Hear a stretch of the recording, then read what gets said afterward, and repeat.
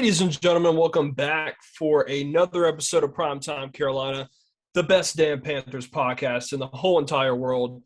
Coming to you live, fresh off a week one victory, fresh off being live at the game. What's going on, Dave? How you doing, brother? What is up, man?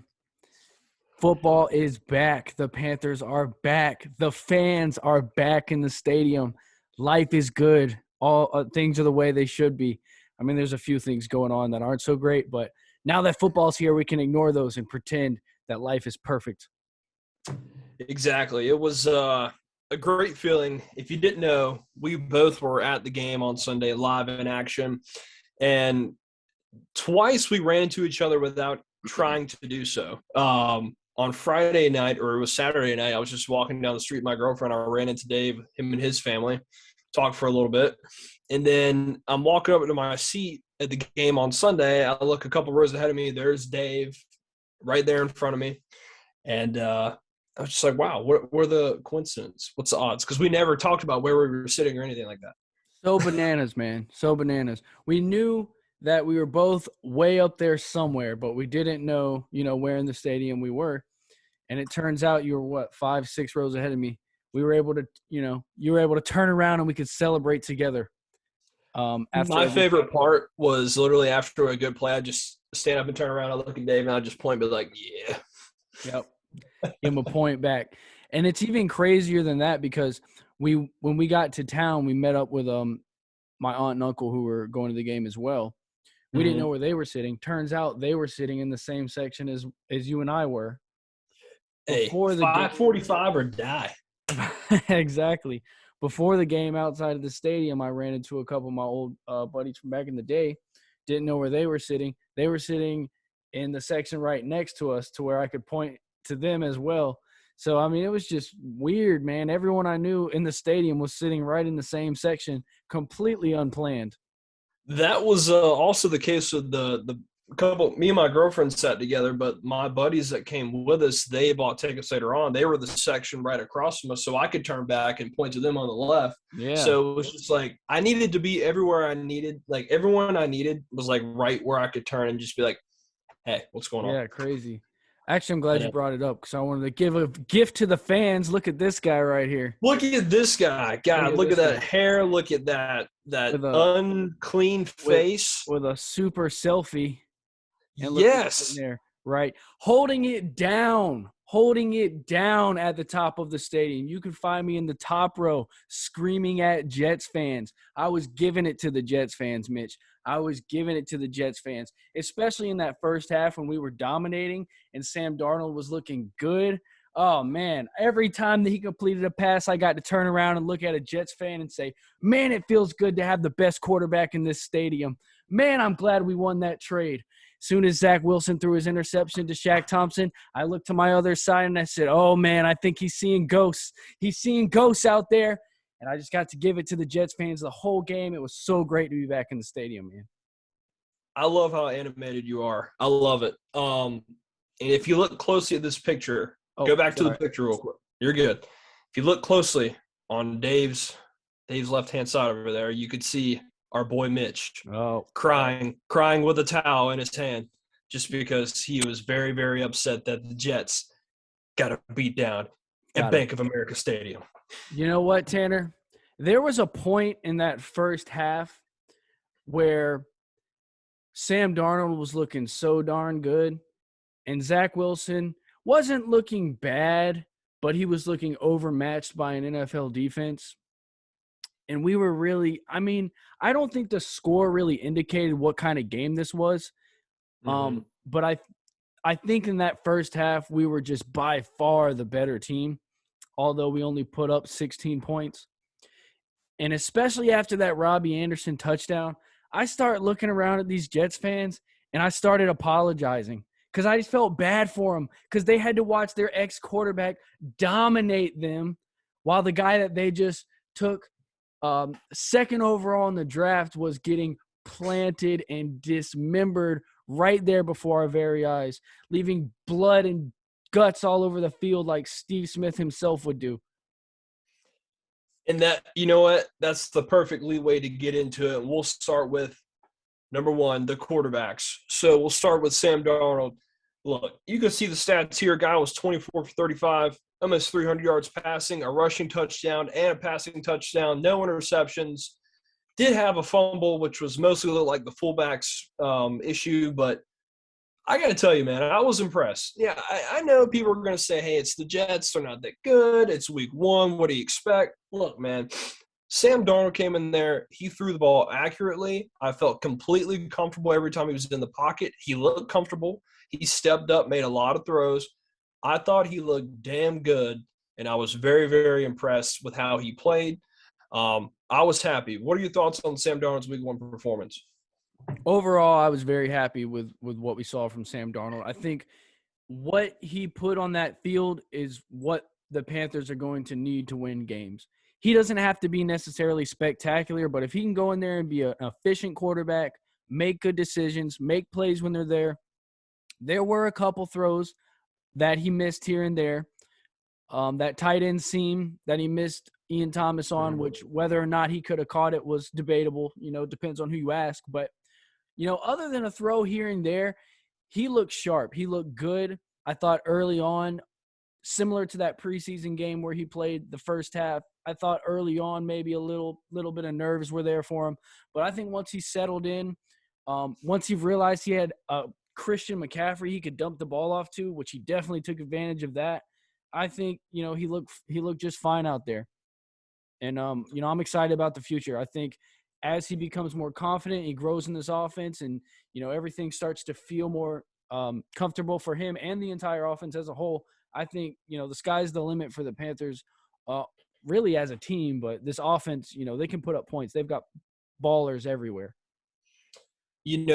Throughout the course of the game, and it was different for us. I haven't seen the game on replay, just highlights, but obviously we're watching from the stand, so it's a bit different than watching it, from your couch, watch the TV. But I never felt like there's just been at points, in the past couple of years where I could see a player that, we thought maybe could be something, and I would just sit there and I just would have this feeling like, I don't know, man. I know it's early, but I just don't feel good about it. I felt very comfortable, very good from what I saw with Sam Darnold. And like you said, if he can just get more comfortable, the offense is going to get even better. Offensive line hopefully can stay consistent and stay better because he only got sacked one time.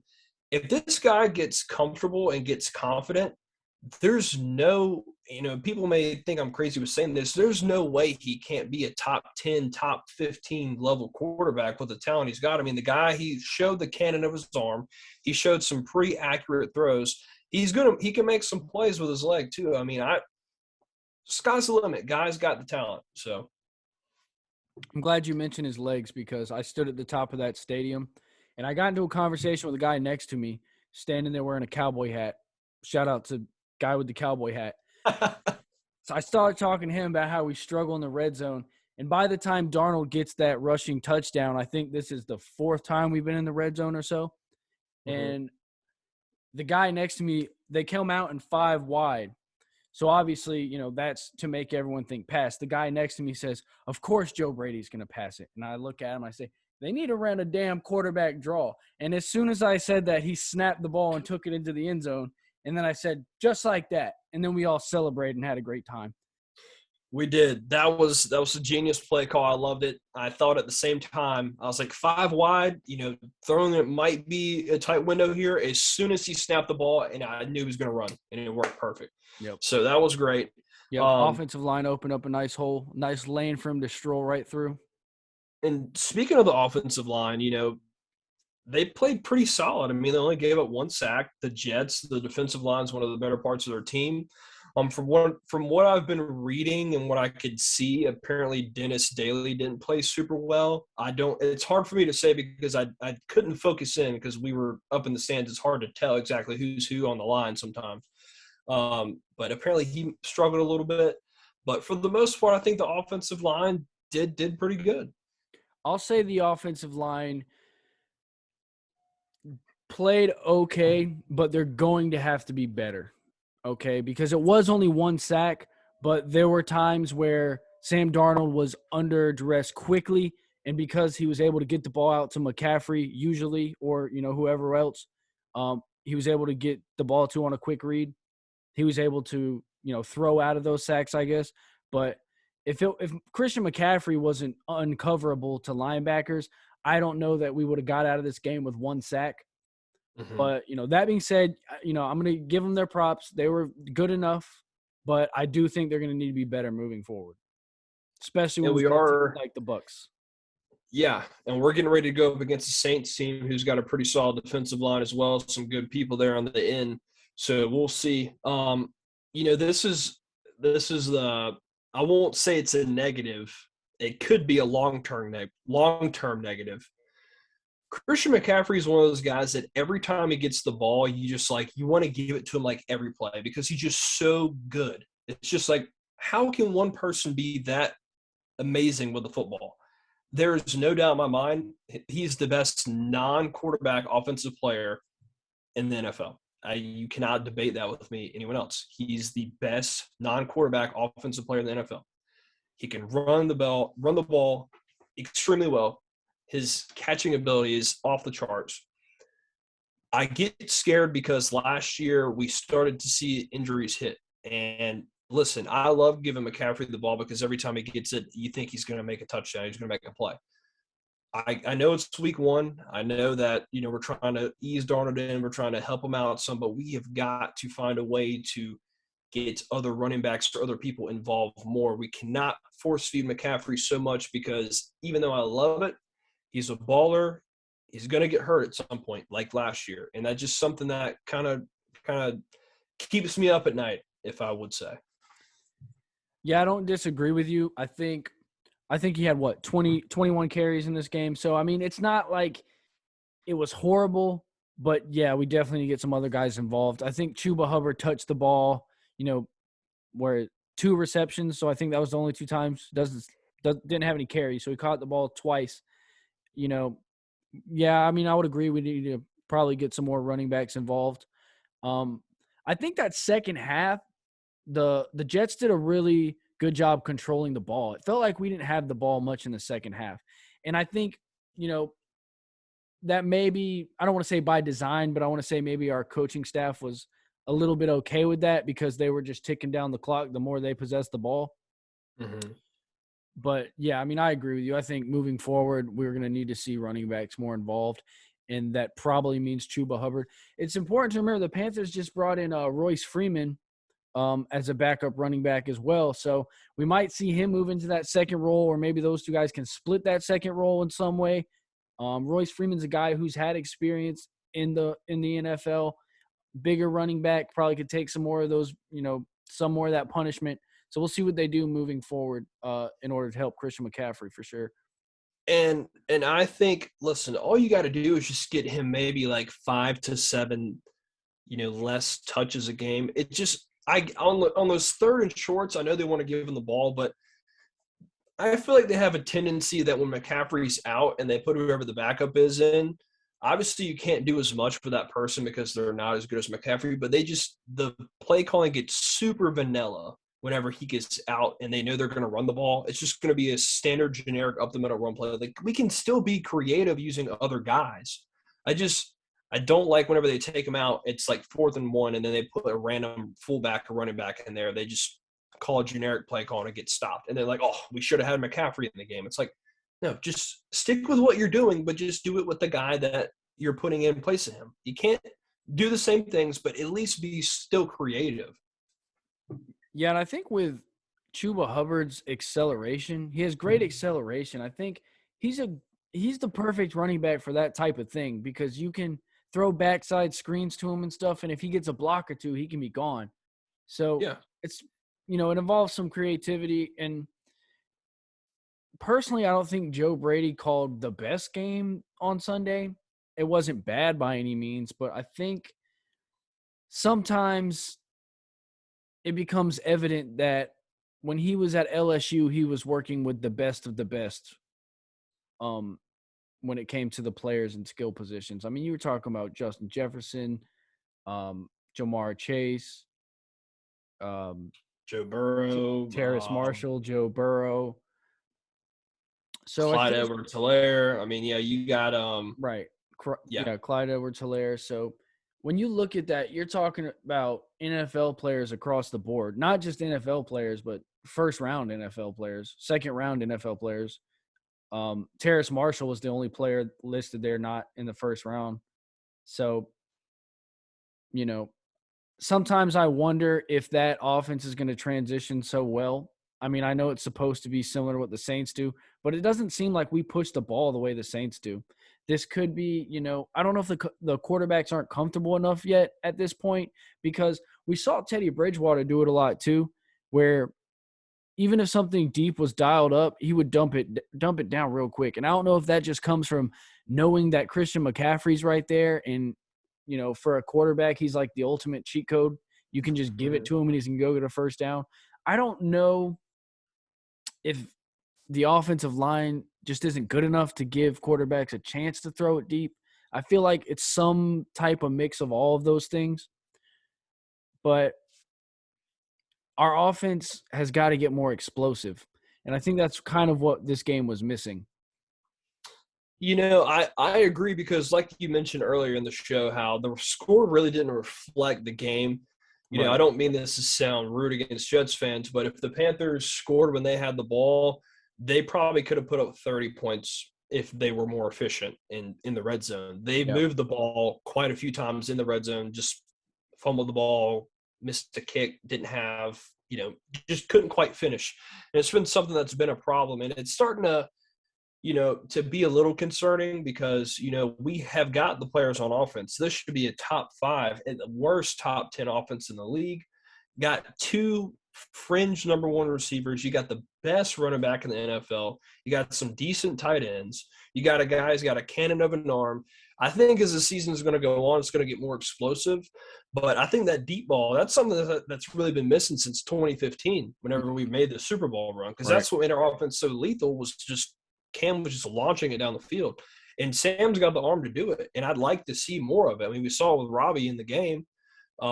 I think it's going to get better, but sometimes it's almost like McCaffrey is so good. He also, hinders I'm not going to say hinders the offense, but it hinders the ability to maybe think about going deep. It's like, okay, I can just take my 10 to 15 yards instead of chancing my 40, 50-yard play that I could get, if you see what I'm saying. Yeah, I'm with you. I think the Panthers are really bad about not establishing the run game.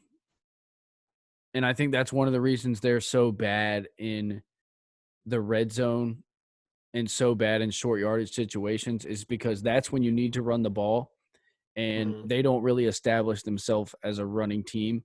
And I think that's one of those things where I'm like, I'm not so sure about, what Joe Brady and Matt Rule do on offense, because when you get in those situations and you haven't established the run, because the Panthers will come out and throw the ball. I mean, if you look at this game, they came out throwing the ball, a lot in the first half, and which is fine. It's fun, but that run game needs to be established early if you're going to be effective. And quite frankly, I don't know that their offensive line is good enough to do that if they want to. So I think that's kind of a red flag for the Panthers moving forward. Is that they can't run the ball when they want to. When everyone in the stadium knows that it's time to run the ball, that's when they're the worst at running the ball. Yeah. And I agree. And I think that's more of an offensive line problem, Right? because obviously we know McCaffrey can run the ball perfectly fine. I think it's more of an offensive line issue. So we'll see if they can develop that, and, just find a good mix of, using McCaffrey, running, catching, throwing to other guys, see if they can find that mix that's just right. And I think they will, or they'll get close to it. I hope so, at least. Yeah. And don't get me wrong, there's nothing wrong with playing ball control offense, which I don't know if it was by design, but I think that's what the Panthers did a lot in this game, is controlled the football.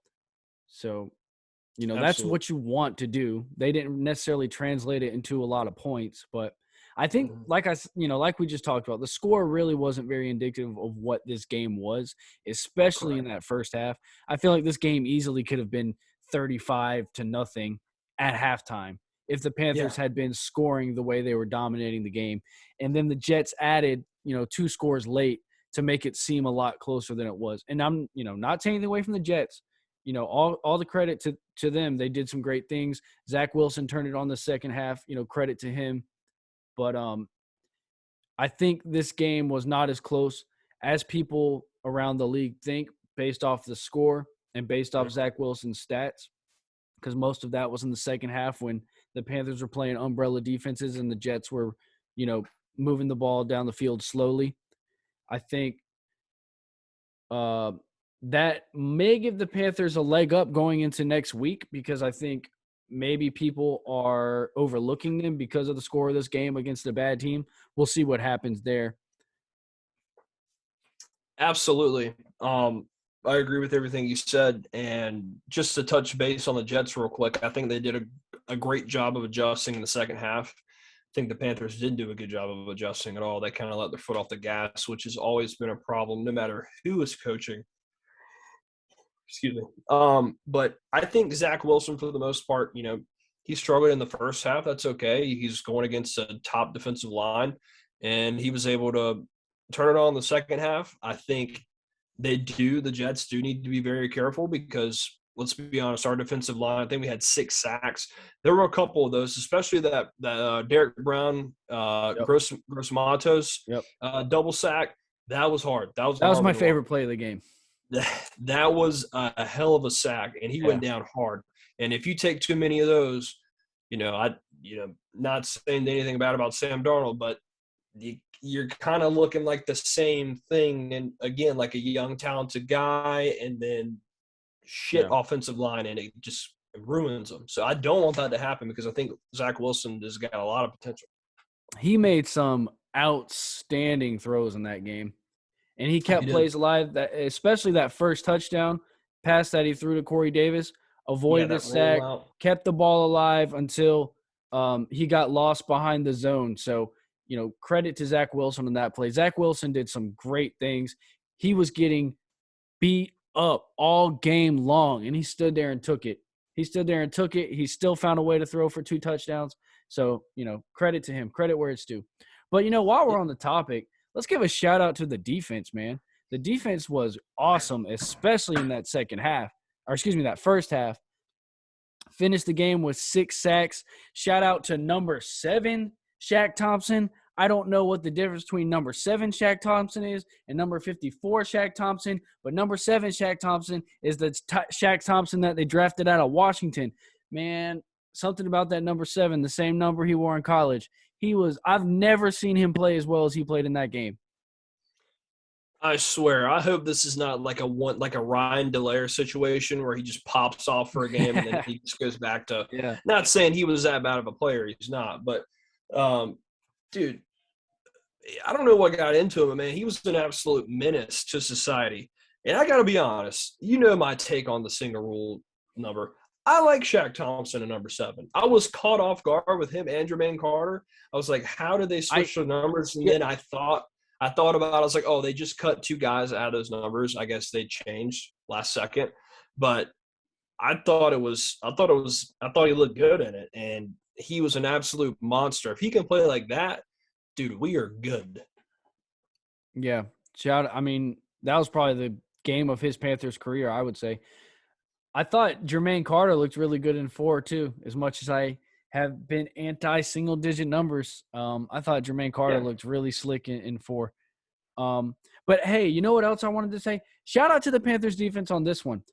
Third down, the Jets were, I think, 30.8%. I don't know if it's anywhere on the screen, but I read that somewhere. 30.8% on third down. Last year, third down was a killer for the Panthers defense. So for them to be able to get off the field is huge, and hopefully they can keep it going moving forward when they're playing quarterbacks who aren't rookies in their first game. Absolutely. So shout out to that D-line. They look great. Derek Brown looked like a freaking all-pro. Yep. Gross Matos was getting in there, getting his on that double sack. Shout out to him because he got buried a little bit in the preseason on that depth chart. Shout out to him and our boy Marquise Haynes getting a sack. Marquise Haynes getting there, getting a sack. He was great. of course, Spider-Man himself, Brian Burns, guy's going to be an all-pro this year. He gets a sack. I think he had a sack and a half. Hassan Reddick got in there, got his sack. Morgan Fox was getting in there, making some noise. Don't forget about him. He's a good player too. Yeah, man, we got some guys. I love a good defensive line. So I was hyped to see it. I'm telling you, there's nothing I love more than a good defense. That makes me want to look at. I think I saw something about Daquan Jones limited. It says so. Hopefully he's okay. Okay. Huh. But hey, did you see this? I don't know if it's on here. Look at this. Shi Smith, full participant in practice this week. Hopefully he'll be playing against the Saints. I am hoping that he gets back because we could definitely use him in the return game and in the short passing game. Be great to have him back. I know for the most part the secondary looked pretty good. I mean, the defense as a whole looked good. People were saying J.C. Horn gave up a touchdown. Look, that was a spectacular throw in the corner of the end zone. And honestly, he was right on top of that guy. He played it perfect. He just missed it. So, I mean, that's going to happen. Those guys get paid too. So, and for the most part, he played pretty good. He made a lot of good tackles. I think that wouldn't notice. He made a lot of good tackles for a corner, something that we haven't seen in a long time. He definitely did. He stepped up in the run game for sure on those outside runs, the way you want to see a first-round corner step up in the run game on those outside runs. Also, what did that touchdown was the only catch he allowed the whole game anyway. So yeah, that was the only one. The other one, I think it was Dante Jackson or whoever Chin that got beat in the zone. And that's just a tough one. It was a zone. It was just like I said, it was a weird play because Zach Wilson held on to the ball so long they just kind of lost him back there. But yeah, most catches allowed during this game were Dante Jackson. It felt like. Also reading here on what you got put up on the screen, John Miller and Pat Elefine limited. Due to illness and a hip injury. I did see that Rule had maybe talked a little bit about Christensen and Deontay Brown getting more involved. That would be outstanding. That's what we all want to see. We might not have to wait for them to get involved due to just being, better. Maybe that could just happen to them, just unfortunately due to injury or illness. But we'll see. I like John Miller. I think he's a solid player, but we'll see. Well, I will say this, Dave. We can go down in history as saying we were the only people to ever see Ryan Santoso play in a regular season game at Bank of America Stadium because this man got cut this week. Yep. And when they made that trade, what we talked about was it was a conditional trade. It was for a conditional pick. He had to play 2 games. And we talked about the Panthers doing this, and they did exactly what we talked about, and that's trying him out for the rest of the preseason, letting him play a game in the regular season. They said, you know what, we'll pass. And they went and found another kicker, Zane Gonzalez, who fantasy football players might recognize his name because he kicked for the Cardinals the last 2 years. So how consistent, I'm not sure. But from what I looked at online, it looked like the intermediate range was really where he was the most inconsistent. He could kick 50 yards. He was consistent hitting 50-yarders, not so much from 40 to 49. So, yeah. So let's hope they can get consistent kicking. I do agree with them cutting Santoso. Sorry for the yawning. I do agree with them because I mean, he did miss an extra point, but he did make another one, and he made a field goal. It just didn't really seem like they really believed in him. Like when it happened, it just kind of always felt like he was just maybe going to be there for a short term, and he was there for a short term. Yeah, I mean, they just decided, if we can keep our draft pick, let's keep our draft pick. And it's not like he offers anything different than Gonzalez does, really. So, Gonzalez is the more experienced player.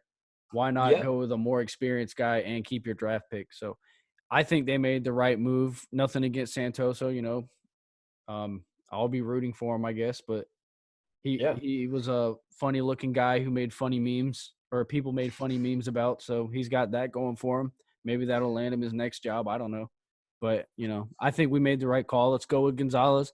Hopefully he can be good enough. He can come in and be consistent. If not, then the Panthers kicker carousel will just keep on spinning. pretty soon one of us is going to be getting out there, but we'll see. My favorite part of this game was not on the field. My favorite part of this game was the reality, whatever you want to call it, 3D Panther that jumped on the stadium, was running around, ripping down the Jets flag, and then jumped on I-85 South and took down the road. I didn't know what the hell I was watching when I first saw it, but I like it. I like it. Yeah, it was – see, it's been a minute since I've been to a game anyway. I think it was like week 6, 2019, and then COVID hit, obviously, so I wasn't there last year. So I'm sitting there looking at it like, when did they start doing this? Did I miss something? Is this new? And my favorite thing is when you go online and you look at like Twitter and Facebook where they posted it, and there's people on there like, could you really see this in the stadium? I'm like, are you serious? I'm like, bro. It's like, all right. All right, you guys. I knew we were stupid, but that's pretty bad. Jeez. But yeah, I really liked that they did that. I thought that was pretty cool. I will say this though. My big, I know you said you hadn't been to a game in a while. Last game I went to was 2019 home opener against the Rams. So not too long ago, but obviously no one was there last year really. I know we weren't. I know we've been to a bunch of games in the past. I got to say though, this is my only gripe, I guess, was that, man, I felt for week 1. Now, I don't know if this is just because of what's going on in the pandemic, because of whatever, their first week back. I felt like the fan experience was very lackluster. Like, I was very excited to walk on Mint Street early in the morning and see like usually have like games set up, and they've got the face paint for the kids, and they've got concessions, and they've got all kinds of stuff going on. I don't know if they just got rid of that, but I was hyping it up with my girlfriend. She'd never been to a Panthers game before. We walked there, and it's just dead. And I was just like, whoa, I didn't expect that. And then we get in the stadium. We saw the turf for the first time. I'm not a fan of turf. I thought it looked great. But I don't like the end zones, man. It's just so boring. It's really boring. Yeah. I wouldn't imagine they would stick with those end zones, so we'll see what happens. And then as far as what you're saying, even the stadium, I mean, it felt pretty empty, especially in that lower bowl. So, I don't know if it had to do with the COVID thing. I mean, I assume that's probably what it was. And like you said, it seemed lackluster is a good way to put it, especially because, for us and a lot of people who were there, it was so exciting to be there because it's been so long since, the stadium has been full of fans. So, but it did feel a little off. I don't know what we could point that at, but at the end of the day, we got to be there. So we did. I still. So that's just a small complaint, but no, I'm with you, man. I understand. I felt that way too. I looked at the numbers. It said the capacity, or it said there were 70,000 there. Capacity 73,000, but it didn't feel like 70,000. I don't know. I think they might have inflated that a little bit. Yeah. I mean, there was a good amount of people there. Don't get me wrong, but I don't think it was that many. I mean, we could have pretty much sat where we wanted to at some points. I could have moved a couple times, but it was pretty hot outside. I don't know if that had something to do with it. You know what I mean? So yeah, I don't know, but for the most part, we walked out with a win, and we like what we saw. So I can't be too upset. So that brings us to this week. We've got the New Orleans Saints coming into town. Yes, sir. And let me tell you what, the Saints, was last week a mirage, or are we going to see the real Saints this week, or is this the Saints that are here to stay?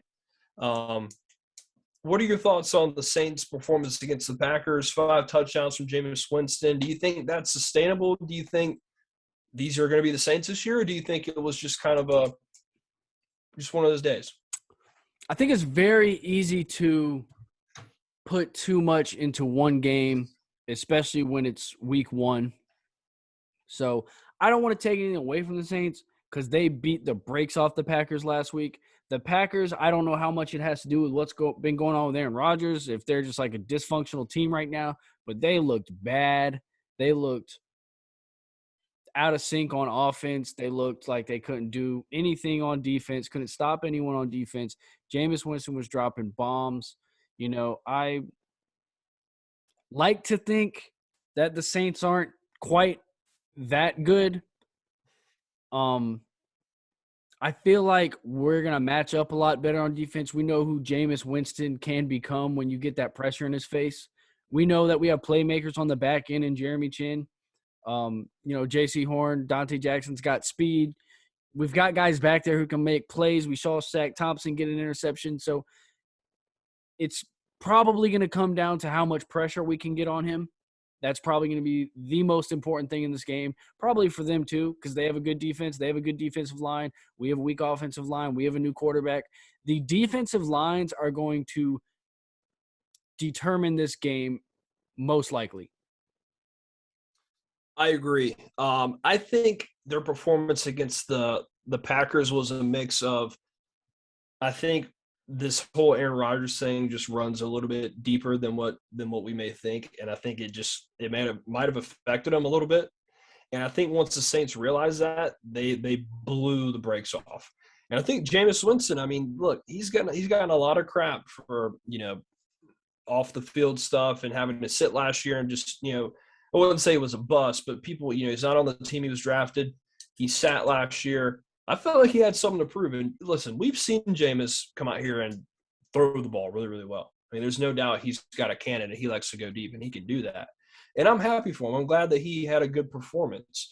But I like our defensive matchup better. We've got a better secondary. I think we've got a better defensive line.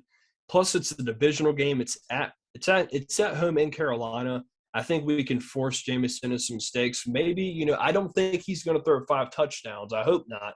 I think he's going to come down just a little bit, but I think, we match up pretty evenly. We've both got 2 of the best running backs in the game. You got guys that like to go deep on offense.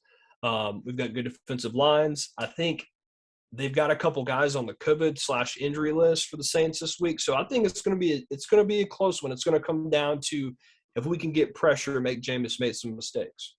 Yeah, I see this game being very close. I think there's something about these early season matchups at Bank of America Stadium. I don't know if it's like the heat, the humidity, everybody's sweating, tired.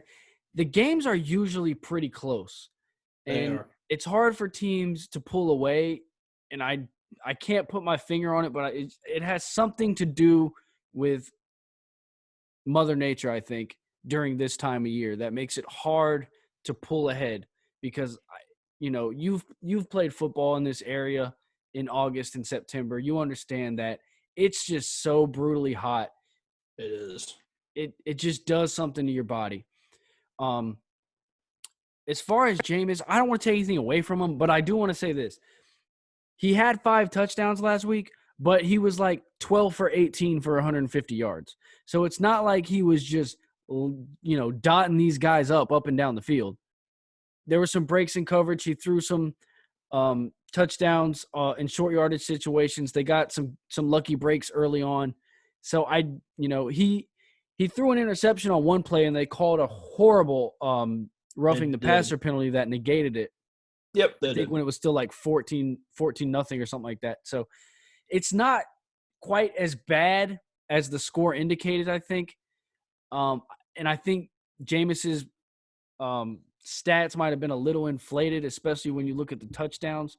So, I'm not sure that – I think this game just really got away from the Packers and the Saints just were able to keep taking advantage of it. So, I agree. I don't think they're a way better team than us, and I think we're going to match up well. I think it's going to be a close game. I think it's funny because in the past 5 years, I think we've matched up poorly with the Saints always. Seems like this time around we match up a lot better with them, which is great. And credit to Sean Payton because he treats us like his dog sometimes and beats us around. He does. And, the Panthers have got to be tired of this. They've got to be tired of getting beat by divisional opponents, the Saints. I mean, we've been worn out by these guys for the last couple of years. We're at home. It's early in the year. We have a different quarterback. They have a different quarterback.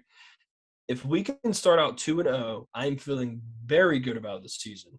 Very good. I think the Panthers need I think personally, I think we're going to win this game. I really do. I think that it's going to be close. It's always going to be close. But it's going to come down to defense, and if I think we can just make a couple more plays and the Saints make Jameis make some mistakes, I think the Panthers know how important it is to get off the 2-0 start and win a divisional game at home. That is a huge confidence boost if they can do that. Yep. The key is absolutely to get after Jameis Winston. You want to make him do too much. You want to make him feel like he has to make the play. You want to make him feel like he's in a bad situation that he can overcome. He'll start throwing balls he shouldn't throw. He'll start fumbling balls that he should tuck away. And I don't want to take anything away from Jameis. I like Jameis. When Jameis was, a free agent and we went after Teddy Bridgewater, I thought we should have went after Jameis. When Jameis joined the Saints, I thought that could potentially be an upgrade for them at quarterback because Drew Brees' shoulder at the point was so shot, and we saw it last week. Jameis Winston can stretch the field in a way that Drew Brees couldn't last year. So they're, in a way, he makes their offense better. He gives them that over-the-top game that, they've patented over the last 15 years, but in a way that Drew Brees hasn't in a long time. So I don't want to take anything away from Jameis, but if you put him in bad situations, he's going to make mistakes. And that's what we have to take advantage of. Same way we did in London against him when he was with the Bucs. We put him in bad situations, and I think he threw, 4 or 5 interceptions that day, had 6 turnovers. That's the type of defense you have to play against Jameis, and he's going to beat himself. You don't even have to beat him for him. I agree. Key is just get after the quarterback, create some havoc, create some turnovers, and Panthers – score some points, get in the red zone, score some points. I think this is going to be a tough game, tough divisional game. I'm considering going to the game. I haven't made up my mind yet. Tickets are relatively cheap, so I might go. But I think all in all, Panthers know that, hey, if we can get off to a 2-0 start in the season at home against a divisional opponent, that's huge. And that's good for the season. And then the following week, we got to go to Texans, which they just won their game. I get that they won. Texans are one of the better teams. We can go on the road, win that game. Take it a game at a time, but I like what I see now, and I think if we win this game, it would be huge. Yeah. Winning this game puts us in a great position moving forward. Like you said, especially with some easier games coming up, and especially because the tail end of our schedule is pretty brutal. So if we're going to win games this season, we have to make sure we're doing it now to put ourselves in a position later where we can drop some of those bigger matchups at the end of the season. Yeah, absolutely, because it always seems like our schedule is brutal at the end of the year, but I don't know. But, yeah, for the most part, I like what I saw from Carolina. It was great to be back. We got a big game this weekend. I'm looking forward to it. I do think we're going to I just have a good feeling. I think we're going to pull out the win. And it's going to be a tough battle. It always is. Divisional opponents. It's going to be bad blood against the Saints, but Panthers got to show they got to show some teeth, man. They got to show that they're the real deal this year and go in there and win a divisional game. Yeah, and this is a great opportunity to do exactly that because everybody is so high on the Saints right now after what they just did to Aaron Rodgers and the Packers. If they come to Charlotte and we take them down, people are going to start respecting the Panthers a whole lot more than they are right now. Exactly. And then I think that's key is that the Saints, I mean, they might be on cloud nine because of how great that performance was. Everybody's kind of underlooking the Panthers. Yep. That's when the Panthers are the best, when no one expects anything. Yep. So that's a perfect opportunity. Yep. And I think when you beat a team that everyone sees as a horrible team by 5 points, and like we said, the score didn't really wasn't really indicative of what the game was really like. So this could be a chance for the Panthers to really surprise some people. So, I'm excited. Can't wait. Bring it on.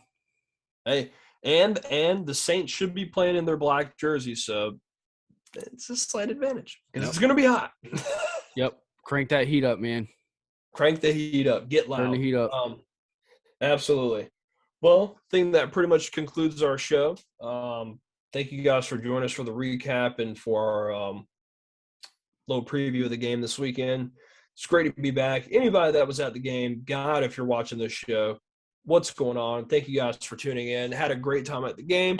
I will say for the most part, Jets fans were in our face. They were getting after. They were making some noise. But you know what? They weren't too disrespectful. They weren't rude. I had a good time. We had doing some fun trash talking. So shout out to the Jets fans.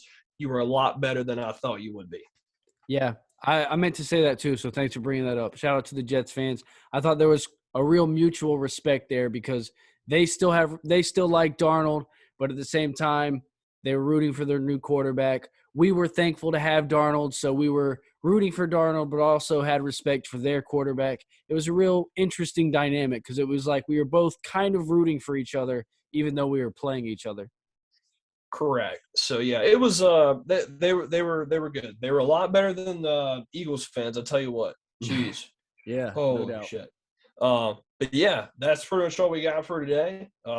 We will catch you guys next week with our wrap up for the Saints game and then on to the Texans game. But yeah, man, primetime Carolina's out. Let's go get the win this week. Right on. Thanks, everybody. If you're still here, subscribe. We're trying to build up our channel. Appreciate anyone who's still watching. Got it. Peace out.